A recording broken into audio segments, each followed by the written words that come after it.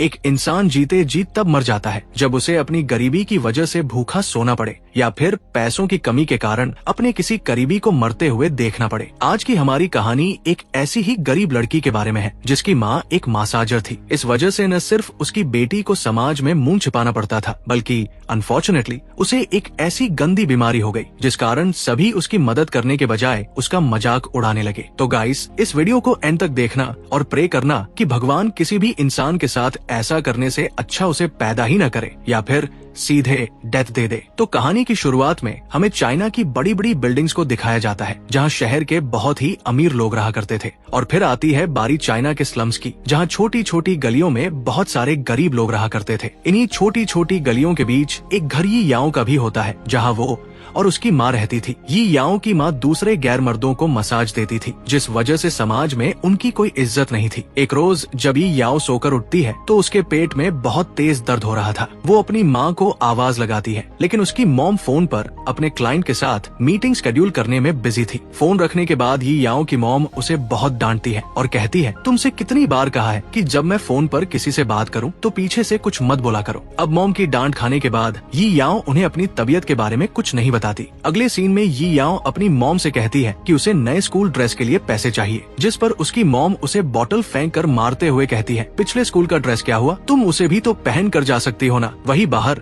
एक अमीर घर का लड़का अपनी माँ के साथ स्कूल जाने के लिए निकल रहा था। वो उस बॉटल को उठाने लगता है तो उसकी माँ उसे ऐसा करने से मना करते हुए कहती है, बेटा ये गंदे लोग हैं, इनसे दूर रहना। यी याओ और उसकी माँ ने ये सुन लिया था, लेकिन इस तरह के कमेंट्स वो हर रोज सुना करती थी, इसीलिए वो उनसे कुछ नहीं कहती। यी याओ भी एम्बेरस्ड होकर बॉटल उठाती है, घर में रखती है और फिर अपनी साइकिल लेकर निकल जाती है। तभी हम देखते हैं कि वो लड़का जिसकी माँ ने अभी उसे यी याओ और उसके घर से दूर रहने को कहा था, वो यी याओ के लिए सोसाइटी के बाहर वेट कर रहा था। इस लड़के का नाम मिंग है। वो यी याओ को मिल्क देता है, लेकिन वो उसे लेने से मना कर देती है, पर मिंग उसकी साइकिल में मिल्क रख देता है। इसके बाद दोनों वहाँ से अपनी साइकिल पर निकल जाते हैं। तभी रास्ते में वो कुछ स्टूडेंट्स को देखती है जो एक लड़की को बुली कर रहे थे, लेकिन वो उनसे कुछ नहीं कहती और चुपचाप वहाँ से चली जाती है। यी याओ एक गवर्नमेंट स्कूल की स्टूडेंट थी, लेकिन अच्छे मार्क्स की वजह से उसे एक प्राइवेट स्कूल में 100% स्कॉलरशिप मिल गया था और आज उसके स्कूल का पहला दिन था। लेकिन उसे कोई एक्साइटमेंट नहीं होती, क्योंकि एक तो वो इतने बड़े स्कूल में अपने पुराने स्कूल का ड्रेस पहन कर आई थी और दूसरा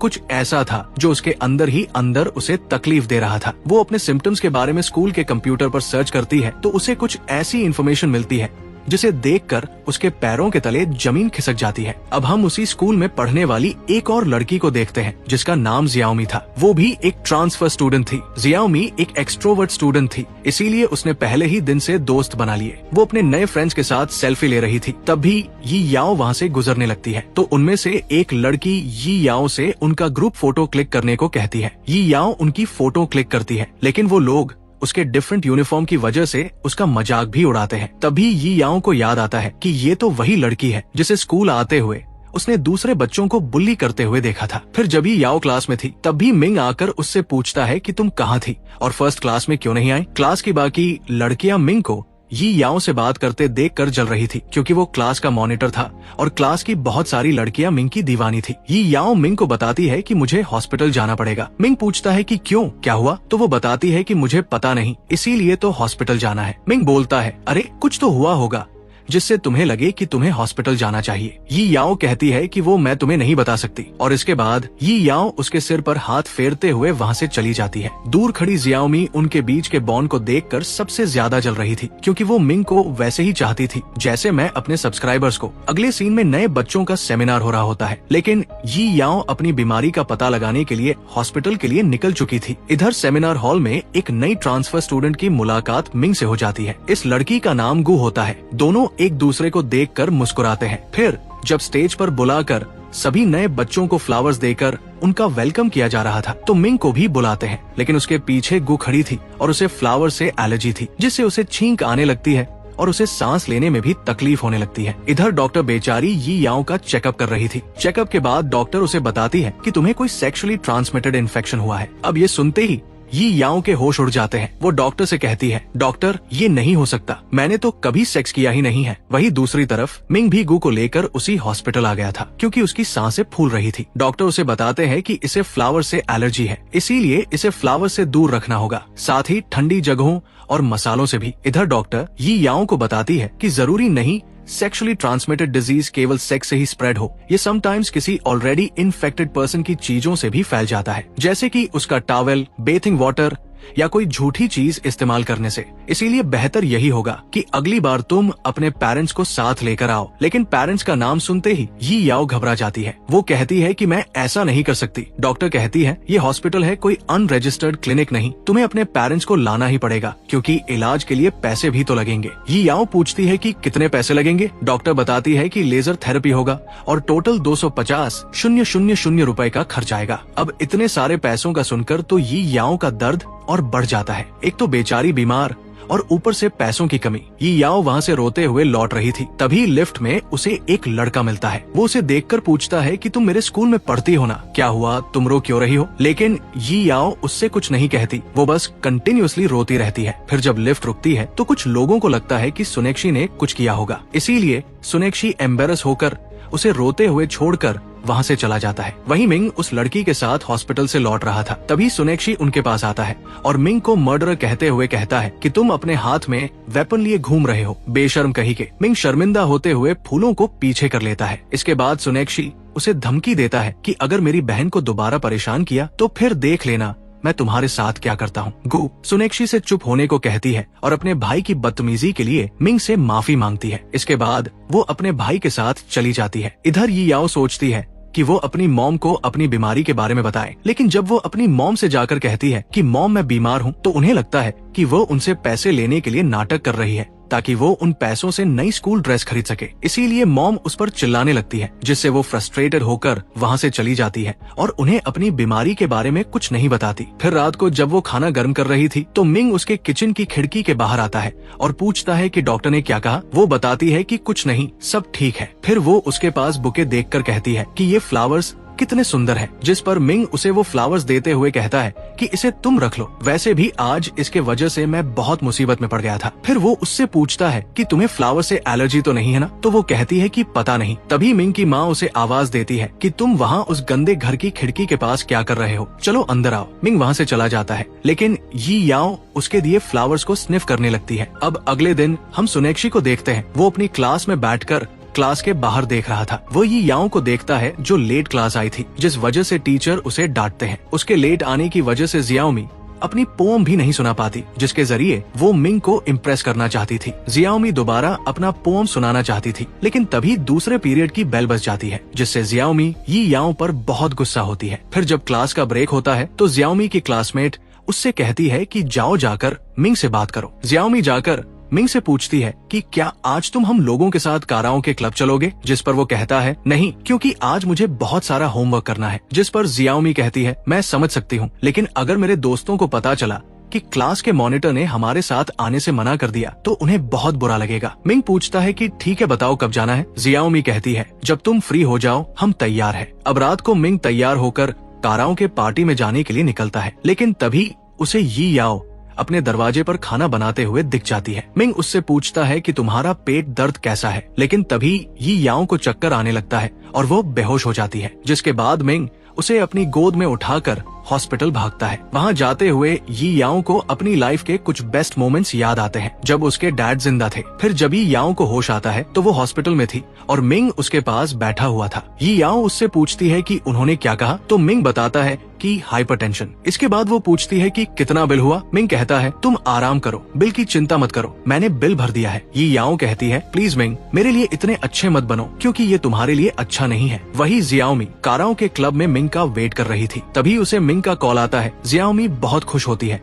लेकिन मिंग उसे बताता है कि मैं आज नहीं आ सकता क्योंकि मैं यी याओ को लेकर हॉस्पिटल आया हूँ, जिससे जियाओमी को बहुत गुस्सा आता है। इधर मिंग यी याओ की सेवा करने में लगा हुआ था। अब हमें अगले दिन का सीन दिखाया जाता है, जहाँ मिंग की नजर उसके डैड के वॉलेट पर थी। फिर जब वे ब्रेकफास्ट कर रहे थे तो डैड देखते हैं कि उनके वॉलेट में पैसे कम हैं। वो समझ जाते हैं कि जरूर मिंग ने पैसे लिए होंगे, लेकिन वो कुछ नहीं कहते। इसके बाद जब ये याओ स्कूल में थी तो देखती है कि उसके पास पैसे नहीं है और उसका क्रीम भी खत्म हो गया है, जो उसने एक लोकल क्लिनिक से लिया था अपनी डिजीज को टेम्पररी स्प्रेड होने से रोकने के लिए। तभी वहाँ जियाओमी आकर यी याओ से पूछती है कि मैंने सुना है कि कल तुम बेहोश हो गई थी, तुम ठीक तो हो ना? यी याओ कहती है हाँ, मैं बिल्कुल ठीक हूँ। जियाओमी कहती है ठीक है, अपना अच्छे से ख्याल रखना। फिर जब क्लास खत्म होने के बाद यी याओ और मिंग घर जा रहे थे तो यी याओ कहती है कि तुम चले जाओ, मुझे हॉस्पिटल जाना है, डॉक्टर ने टेस्ट के लिए बुलाया था। तभी मिंग उसे थोड़े पैसे देने लगता है। यी याओ पूछती है कि तुम्हें ये पैसे कहाँ से मिले? मिंग बताता है कि ये मैंने अपने डैड से लिए हैं तुम्हारे लिए, लेकिन यी याओ उससे पैसे लेने से मना कर देती है और कहती है कि तुम अपने आप को समझते क्या हो, आखिर तुम ये सब कर क्यों रहे हो? वो उसके पैसे फेंक कर वहाँ से चली जाती है। तभी गु वहाँ आती है और उससे पूछती है कि कैप्टन पूछ रहे हैं कि कैंप पर कौन कौन डॉ में रुकेगा और कौन कौन घर जाएगा। मिंग कहता है कि मैं डॉ में रुकूंगा। वही जियाओमी यी याओ का पीछा कर रही थी। यी याओ पहले हॉस्पिटल के पास जाती है, लेकिन वो वहाँ नहीं रुकती, बल्कि वहाँ से वह एक प्राइवेट क्लिनिक में चली जाती है और वहाँ जल्दी से वहाँ के प्रैक्टिशनर डॉक्टर से अपने सेक्सुअली ट्रांसमिटेड डिजीज के लिए दवाई लेकर आती है। लेकिन वो जैसे ही बाहर आती है, जियाओमी उसकी फोटो क्लिक कर लेती है। उसने वहाँ बोर्ड पर उस डॉक्टर की स्पेशलिटी भी पढ़ ली थी, जिससे जियाओमी को समझते देर नहीं लगती कि यी याओ को कोई सेक्सुअली ट्रांसमिटेड डिजीज हुई है। इसके अगले ही दिन जियाओमी और उसके दोस्त मिलकर पूरे स्कूल को ये बात बता देते हैं कि यी याओ गंदी लड़की है और उसे एड्स है, जिसके बाद पूरे स्कूल के लोग एक साथ मिलकर उसे बुल्ली करना स्टार्ट कर देते हैं। सभी चाहते थे कि वो स्कूल आना बंद कर दे या खुद की जान ले ले। इन सब से यी याओ इतना परेशान हो जाती है कि एक दिन वो सुसाइड करने के लिए चली जाती है, क्योंकि बेचारी के पास कोई ऑप्शन नहीं बचा था। उसकी जिंदगी में एक उसकी माँ थी जिन्होंने कभी उसे सीरियसली नहीं लिया, और एक वो लड़का मिंग था जिसकी माँ नहीं चाहती थी कि उनका बेटा यी याओ जैसे लोगों से बात भी करे, इसीलिए अब वो मर रही थी। लेकिन तभी एक लड़का आकर उसे बचा लेता है। ये सुनेक्षी था। वो उसे पकड़कर पानी से बाहर निकालता है और कहता है कि हम मिलकर तुम्हारी प्रॉब्लम का सलूशन निकाल लेंगे। यी याओ कहती है कि मैं मर नहीं रही थी, बल्कि मैं तो अपना बैग लेने के लिए गई थी। सुनेक्षी कहता है कि मरना बहुत आसान है, जीना सीखो। यी याओ कहती है लेकिन इंसानों को जीना ही क्यों चाहिए? इसके बाद ही याओ वहाँ से जाने लगती है तो सुनेक्षी उसके पास आता है और पूछता है कि तुम कहाँ जा रही हो? यी याओ कहती है कि मुझसे दूर रहो, मुझ में वायरस है। मगर सुनेक्षी कहता है कि तुम्हें मुझे थैंक यू कहना चाहिए, मैंने तुम्हारी जान बचाई है। मगर यी याओ वहाँ से जाने लगती है तो सुनेक्षी उसे कल वहाँ मिलने के लिए बुलाता है। अब सुनेक्षी ने यी याओ की जान बचाई थी, इसीलिए वो उसे अगले दिन ट्रीट देने के लिए बुलाता है। अब हमें अगले दिन का सीन दिखाया जाता है, जहाँ यी याओ उसके लिए हॉट डॉग लेकर आती है। इसके बाद दोनों एक पार्क में जाकर खाते हैं। फिर वे लोग वहाँ साथ में खेलते भी हैं। सुनेक्षी को देखकर ऐसा लग रहा था जैसे वो उसे पसंद करने लगा हो और उसे उसकी बीमारी से कोई फर्क नहीं पड़ता। यी याओ पूछती है कि तुम मेरे साथ क्यों हो, मुझसे दूर क्यों नहीं रहते? तुम्हें पता है ना मैं इन्फेक्टेड हूँ। सुनेक्षी कहता है कि इसमें तुम्हारी क्या गलती, और एक इतनी छोटी सी लड़की को एड्स कैसे हो सकता है? तुमने थोड़ी ना कुछ किया होगा। फिर वो पूछता है कि क्या हुआ था, जिस पर यी याओ उसे नॉनसेंस कहती है। इसके बाद यी याओ सुनेक्षी को समझाती है कि तुम्हें मुझसे दूर रहना चाहिए, लेकिन वो जानबूझकर उसके करीब आता है, लेकिन यी याओ उसे रोक देती है। फिर सुनेक्षी उसे समझाता है कि तुम जितना डरोगी लोग तुम्हें उतना डराएंगे, इसीलिए तुम्हें उनसे लड़ने की जरूरत है। आँख के बदले आँख और दांत के बदले दांत। अब अगले सीन में जो भी यी याओ को परेशान करता है वो उसे अच्छे से सबक सिखाती है। जैसे एक लड़की ने जब उसके सिर में च्युइंग गम चिपका दिया तो यी याओ जाकर उसके सिर में भी च्युइंग गम चिपका देती है। जियाओमी उसे फुटबॉल से मारती है तो वो भी उसे फुटबॉल से मारती है, और सुनेक्षी भी उसकी इन सब में मदद करता है। फिर एक बार जब कैंटीन में एक लड़का यी याओ को देखते हुए जा रहा था तो वो खुद से ही एक दूसरी लड़की से टकराकर अपना खाना अपने ड्रेस पर गिरा लेता है और गालियां यी याओ को देने लगता है। वो उससे कहता है कि तुम अंधी हो क्या, तुम्हें दिखाई नहीं देता? अब लॉन्ड्री के पैसे तुम दोगी। जिसके बाद यी याओ जाकर पानी का पाइप उठाती है और उसे पूरा गीला कर देती है। तभी मिंग वहाँ आकर यी याओ से पानी का पाइप लेता है, लेकिन जब वो देखता है कि सुनेक्षी ने पाइप पकड़ा हुआ है तो उससे कहता है कि तो तुम हो जो इसे बिगाड़ रहे हो, जिस पर सुनेक्षी उसके ऊपर भी पानी फेंक देता है। लेकिन इससे मिंग गुस्सा हो जाता है और सुनेक्षी को पंच मार देता है। अब अगले सीन में टीचर सभी बच्चों को खड़ा करके समझाते हैं कि कैंपस में इस तरह का वायलेशन बर्दाश्त नहीं किया जाएगा। आगे प्रिंसिपल यी याओ को डांटने वाले थे, लेकिन सुनेक्षी जानबूझकर माइक के वायर से जाकर फंसकर गिर जाता है, जिससे माइक भी गिरकर टूट जाती है। टीचर कहते हैं कि तुमने ऐसा क्यों किया? तो वो कहता है, सर मैं तो बाथरूम जा रहा था, तो पता नहीं कब ये वायर से फंस गया। लेकिन इसके बाद प्रिंसिपल उसे पनिश करते हैं और पूरा पीरियड क्लास के बाहर खड़े रहने को कहते हैं। तभी उसकी बहन गु आकर उसे मफलर बांधती है क्योंकि बाहर बहुत ठंड थी। अगले सीन में गु जब बाथरूम में जाती है तो ये याओ भी वहाँ बाथरूम में पहले से थी। तभी बाहर किसी के होने की आवाज सुनकर वो कहती है कि कोई है क्या बाहर? मुझे पैड्स की जरूरत है। एक लड़की गु से कहती है कि मत देना, अंदर एड्स वाली लड़की है। लेकिन गु नहीं मानती, वो ये याओ को पैड दे देती है। इसके बाद ही याओ अपने लोकल क्लिनिक में मेडिसिन लेने के लिए जाती है तो आज उसका लोकल डॉक्टर भी उससे कह देता है कि तुम्हें लेजर थेरेपी ले लेनी चाहिए, इस तरह से तुम ठीक नहीं होने वाली। वही हम ये याओ की मॉम को देखते हैं, वो एक आदमी का मसाज कर रही थी। तभी ये याओ वहाँ आ जाती है, लेकिन जैसे ही वो वहाँ मॉम के कस्टमर को देखती है तुरंत वहाँ से चली जाती है। इसके बाद मॉम ये याओ के पीछे जाती है और पूरे मोहल्ले के सामने उसे बहुत डांटती है कि मैंने मना किया था ना कि जब मैं काम करूं तो मेरे कस्टमर के सामने मत आना, वो लोग अच्छे इंसान नहीं हैं। लेकिन तुम्हें समझ नहीं आता क्या? मॉम उसे मारपीट कर जाने लगती है। लेकिन तभी ये याओ वहाँ आकर जबरदस्ती उनके पॉकेट से पैसे निकालने लगती है। अगले सीन में हम उसे स्कूल बस में देखते हैं। पूरा स्कूल ट्रिप पर जाने वाला था, लेकिन तभी ये याओ को वॉशरूम लग जाता है। वो जैसे ही बस से उतरती है, जियाओमी उसके सीट पर उसका बैग देख लेती है। इसके बाद वो ड्राइवर से कहती है कि ड्राइवर अंकल सब आ गए हैं, बस को आगे बढ़ाओ। बस आगे बढ़ जाती है, लेकिन जब ये याओ आती है तो बस जा चुकी थी। ये याओ निराश होकर खड़ी हो जाती है। तभी सुनेक्षी वहाँ आता है और कहता है कि अभी हम जिंदा है, तुम हमारी बस से चलो। ये याओ कहती है, लेकिन मेरा बैग तो उस बस में ही रह गया। सुनेक्षी कहता है कि उसे हम बाद में ले लेंगे। इसके बाद ये याओ उसकी बस में बैठकर ट्रिप के लिए निकल जाती है। स्कूल उन्हें एक साइंस म्यूजियम में लेकर जाता है। वहाँ मिंग का पूरा ध्यान गु पर था। वो उसे अपना कोट पहनने के लिए दे देता है, जिसे देखकर ये याओ को बहुत जलन होती है। सुनेक्षी ये सब समझ रहा था, इसीलिए वो ये याओ को कंफर्टेबल फील करवाने के लिए अपनी जैकेट उतारकर उसे पहनने के लिए दे देता है। लेकिन जब मिंग उन दोनों को देखता है तो आकर ये याओ से कहता है कि तुम क्लास के लिए क्यों नहीं गई? सुनेक्षी जाकर कहता है कि मैंने मना किया था, तुम्हें इससे कोई दिक्कत? इसके बाद वे लोग अर्थक्वेक की क्लास में जाते हैं, जहाँ गु घबराकर एडवांटेज लेते हुए मिंग को पकड़ लेती है और ये याओ दोबारा से उसे ऐसा करते हुए देखकर जल रही थी। लेकिन सुनेक्षी ने भी उसे पकड़ा हुआ था, मगर ये याओ का सारा ध्यान तो गु और मिंग के ऊपर ही होता है। अब वहाँ से आते हुए ये याओ अपनी बस में जाती है, लेकिन जब वो अपने बैग से वॉलेट को निकाल कर चेक करती है तो उसमें पैसे नहीं थे। वो इसके बारे में जानने के लिए डायरेक्ट जियाओमी से पूछती है, मगर जियाओमी कहती है कि हमें भूख लगी थी तो हमने केक मंगा लिए, जिससे ये याओ का गुस्सा 7वें आसमान पर पहुँच जाता है। वो गुस्से में जियाओमी को बस पर पटक देती है और फिर उसके पूरे फेस पर अपनी इन्फेक्शन क्रीम स्प्रेड कर देती है। तभी मिंग आकर ये याओ से जियाओमी को छुड़ाता है। अब अगले सीन में हम ये याओ को समंदर के किनारे परेशान बैठा हुआ देखते हैं। तभी मिंग वहाँ आकर कहता है, शुक्र है अब जियाओमी की आंखें ठीक है, लेकिन तुम्हें ऐसा बिल्कुल नहीं करना चाहिए था। अगर उसे कुछ हो जाता तो तुम परेशानी में पड़ जाती। ये याओ कहती है कि परेशानी में तो मैं पहले से पड़ी हूँ। मिंग पूछता है कि क्या तुम्हें अपनी बीमारी का इलाज कराने के लिए पैसे चाहिए? वो कहती है हाँ। फिर मिंग पूछता है कि क्या तुम बताओगी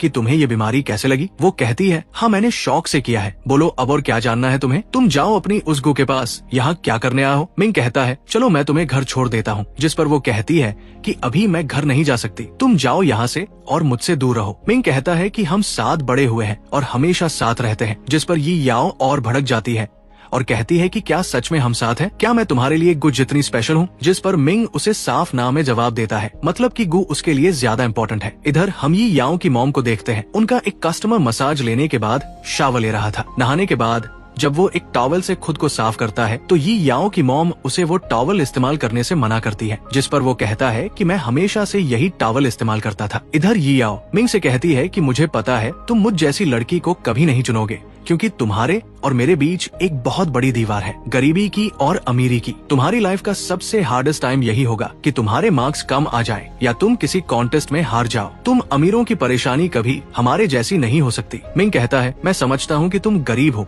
लेकिन मैं किसी के साथ भेदभाव नहीं करता और तुम खुद को इतनी भोली समझना बंद करो। मुझे तुम्हारी हरकतें ठीक नहीं लग रही। ये याओ रोने लगती है और उसे मारते हुए कहती है कि भेदभाव नहीं करते, मेरी हरकतें ठीक नहीं है। तुम्हें क्या लगता है मैंने जियाओमी के ऊपर दवाई क्यों फेंकी? वो मुझे बुली करती थी इसीलिए, क्योंकि वो अमीर है और मैं गरीब हूँ। वो मेरी मजबूरी का मजाक उड़ाती है और मेरे साथ गलत करती है। तुम्हारे पेरेंट्स तुमसे प्यार करते हैं, तुम्हें खाने को खाना देते हैं, तुम्हारी सारी जरूरतें पूरी करते हैं, और एक मैं हूँ जिसकी माँ हर वक्त गाली देती रहती है, ठीक से खाना भी नहीं देती। अरे मैं इतनी गरीब हूँ कि मैं अपनी बीमारी का भी इलाज नहीं करा पा रही हूँ। मिंग फ्रस्ट्रेटेड होकर जाने लगता है तो यी याओ उसे गले लगाकर कहती है कि मुझे तो ये भी नहीं पता था कि सैनिटरी पैड्स में सेंट भी आती है। उस दिन जब गु ने मुझे अपना पैड दिया तब मुझे पता चला कि सेंट और डिजाइन वाले भी पैड्स आते हैं, और तुम कहते हो कि गरीब हो तो क्या हुआ। इसके बाद वो वहाँ से चली जाती है। अब हमें अगले दिन का सीन दिखाया जाता है जहाँ आज फिर से यी याओ अपनी दवाई के लिए पैसों का इंतजाम कर रही थी। उसे पता था कि अब उसकी मॉम उसे पैसे नहीं देने वाली, इसीलिए वो पैसे चुराने लगती है। लेकिन तभी उसकी मॉम वहाँ आकर उसे देख लेती है। वो उसे बहुत मारती है और पूछती है कि तुम इतने सारे पैसों का क्या करती हो, जिसके बाद यी याओ को सब सच बताना पड़ता है। वो रोते हुए कहती है, मॉम मुझे इन्फेक्शन हुआ है लेकिन मैंने कुछ नहीं किया। डॉक्टरों का कहना है कि ऐसा दूसरे का बाथ वाटर या कोई झूठी चीज इस्तेमाल करने से भी हो सकता है। अब मॉम के होश उड़ जाते हैं। उन्हें बहुत रिग्रेट होने लगता है कि उनकी बेटी इतनी बड़ी बीमारी से जूझ रही थी, लेकिन उसने उनके डर से कभी नहीं बताया। मॉम खुद को एक थप्पड़ मारती है क्योंकि ये सब उन्हीं की वजह से हुआ था। उनका वो क्लाइंट जो कभी कभी टॉवल यूज करता था, वो टॉवल असल में यी याओ का था। इसके बाद मॉम प्यार से यी याओ का हाथ पकड़ती है और खुद उसे हॉस्पिटल लेकर जाती है थेरेपी करवाने के लिए। मॉम का ये अटेंशन देखकर यी याओ रोने लगती है क्योंकि पहली बार उसने अपनी मॉम के दिल में अपने लिए थोड़ी इज्जत और प्यार को देखा था। अब धीरे धीरे वो ठीक होने लगी थी और उसका कॉन्फिडेंस भी वापस आने लगा था। फिर एक दिन जब यी याओ अपने स्कूल से घर आ रही थी तो रास्ते में वो कुछ लड़कियों को देखती है जो जियाओमी को मार रही थी। ये उसके पुराने स्कूल के फ्रेंड्स थे। जियाओमी जब यी याओ को वहाँ देखती है तो उसे रोक कर कहने लगती है कि प्लीज किसी को मत बताना, नहीं तो मैं तुम्हें जान से मार दूंगी। यी याओ कहती है कि ठीक है आओ मार दो, अगर मार सकती हो तो, नहीं तो मैं सबको बता दूंगी। इसके बाद यी याओ वहाँ से चली जाती है और जियाओमी कुछ नहीं कर पाती। अब अगले सीन में यी याओ को सुनेक्षी के साथ देखते हैं। मिंग तो गु के पीछे दीवाना था लेकिन सुनेक्षी उसे फुल लाइन मार रहा था। तभी यी याओ को किसी का मैसेज आता है। सुनेक्षी पूछता है कि क्या तुम मिंग की गर्लफ्रेंड हो? ये कौन है जो बकवास कर रहा है? जिस पर यी याओ बोलती है कि तुम्हारी बहन होगी। अब अगले सीन में हम गु को देखते हैं। उसे मिंग का मैसेज आता है। वो उसे मिलने के लिए एक पुरानी बिल्डिंग की छत पर बुला रहा था, लेकिन जब वो वहाँ जाती है तो कुछ लोग उसे मारने के लिए उसके पीछे पड़ जाते हैं। गु उनसे बचकर स्कूल की छत पर जाती है, लेकिन वे लोग वहाँ भी आ जाते हैं और गु उनसे बचकर पीछे हटने के चक्कर में छत से नीचे गिर जाती है। इसे एम्बुलेंस से हॉस्पिटल ले जाया जाता है, लेकिन वो नहीं बच पाती। सभी बहुत रोते हैं। सुनेक्षी अपने पेरेंट्स को संभालता है। यी याओ भी वहाँ खड़ी होकर रो रही थी। वो जब सुनेक्षी को देखती है तो कहती है कि ये मैंने नहीं किया, लेकिन वो उसे कुछ नहीं कहता। फिर मिंग आता है। यी याओ उससे भी यही कहती है कि ये मैंने नहीं किया, लेकिन वो भी उसकी बातों का भरोसा नहीं करता। अभी इतनी मुश्किल से तो उसकी जिंदगी में सब ठीक हो रहा था और अब दोबारा से लोग उसे मर्डरर कहने लगे थे। सभी का कहना था कि यी याओ ने मिंग के लिए गु का मर्डर कर दिया। अब उससे और बर्दाश्त नहीं होता, इसीलिए वो सुसाइड करने के लिए चली जाती है, लेकिन कोई उसे बचाने नहीं आता। सभी उसे चीयर करते हैं कि जाओ तुम मर जाओ, तुमने ही गु को मारा है। मिंग और सुनेक्षी भी सभी का शोर शराबा सुन रहे थे कि यी याओ सुसाइड करने जा रही है, लेकिन वे दोनों कुछ नहीं करते। तभी यी याओ चिल्लाकर कहती है, मैंने उसे नहीं मारा, मैं मर्डरर नहीं हूँ, लेकिन मुझे तुम लोग मार रहे हो क्योंकि तुम लोगों ने मिलकर मुझे बहुत परेशान और टॉर्चर किया है, इसीलिए तुम सब मर्डरर हो। भगवान तुम्हारा इंसाफ करेगा। इसके बाद वो नदी में जाकर कूद जाती है। वो बेचारी पानी में बहुत अंदर चली जाती है, लेकिन तभी पीछे से सुनेक्षी आकर उसका हाथ पकड़ता है और उसे बचाकर किनारे लेकर जाता है, लेकिन वो बेहोश हो चुकी थी। उसे इस हाल में देखकर मिंग को भी बहुत बुरा लगता है। अब अगले सीन में हम जियाओमी को देखते हैं। वो एडमिट करती है कि वो अपने दोस्तों के साथ मिलकर बस गु को डराने के लिए गई थी, लेकिन गलती से उसकी जान चली गई। लेकिन इन सब के बाद मिंग, सुनेक्षी और यी याओ को भी स्कूल से निकाल दिया जाता है। मिंग घर छोड़ने से पहले यी याओ के लिए फ्लावर्स रख कर जाता है। सुनेक्षी भी एक नए स्कूल में एडमिशन ले लेता है। वही यी याओ की मॉम ने अब मसाजर का काम छोड़ दिया था। वो अपने मसाज टेबल को जाकर बेच आती है क्योंकि अब वो अपनी बेटी की जिंदगी के साथ दोबारा खिलवाड़ नहीं करना चाहती थी। अब हम ये याओ को देखते हैं। नदी के किनारे बैठकर सोनेक्षी के साथ बिताए लम्हों को याद कर रही थी और तभी सोनेक्षी वहाँ आता है क्योंकि उसने स्कूल बदले थे, अपने दोस्त नहीं। उसे देखकर ये याओ बहुत खुश होती है। तो दोस्तों, ये स्टोरी आपको कैसी लगी मुझे कमेंट करके जरूर बताना। अगर पसंद आई हो तो इसे हाइप दें और अपने उन दोस्तों के साथ भी इसे जरूर शेयर करिए जिन्हें देखकर आपको लगता है कि उन्हें कोई गुप्त बीमारी है, लेकिन आप फिर भी उन्हें ये पता नहीं लगने देते कि आपको सब पता है। वैसे कुछ दिन पहले मैंने एक ऐसी ही कमाल की मूवी की स्टोरी को एक्सप्लेन किया था। अगर आप लोगों ने अभी तक उसे नहीं देखा है तो एंड स्क्रीन पर दिए जा रहे लिंक पर क्लिक करके उसे तुरंत देख लें और चैनल को सब्सक्राइब करना न भूलें।